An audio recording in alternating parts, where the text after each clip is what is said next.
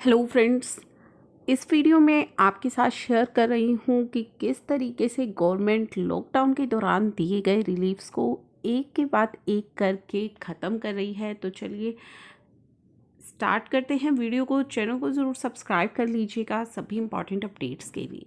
Now जो GST portal पर अब आप नया अपडेट देख पाएंगे, withdrawal of EVC facility extended to companies for filing GSTR 1 and GSTR 3B।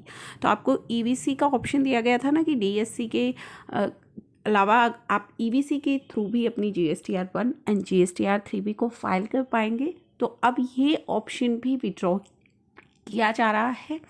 The facility to file GSTR 3B and GSTR 1 with the EVC in lieu of DSC extended to registered person who are also registered under the Companies Act 2013 shall be withdrawn with effect from 1st November 20।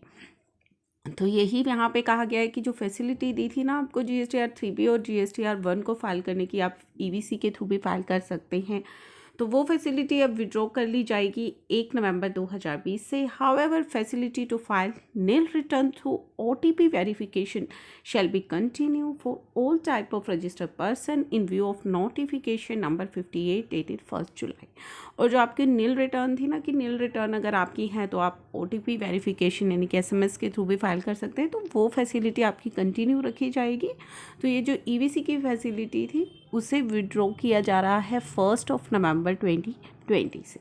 तो आप देख पा रहे हैं कि किस तरीके से एक के बाद एक जो रिलीफ आपको दिए थे वो वापस लिए जा रहे हैं गवर्नमेंट के द्वारा। यानी कि गवर्नमेंट ये मान करके चल चुकी है कि कोविड-19 की जो सिचुएशन थी वो अब जा चुकी है, लेकिन स्टिल पेंडेमिक है। लेकिन गवर्नमेंट को समझ में नहीं आ रहा है कि स्टिल कंट्री के अंदर अभी सिचुएशन नॉर्मल नहीं हुई है, स्टिल पेंडेमिक है, और एक के बाद एक किस तरीके से वो सारे रिलीफ्स हमसे वापस ले रही है।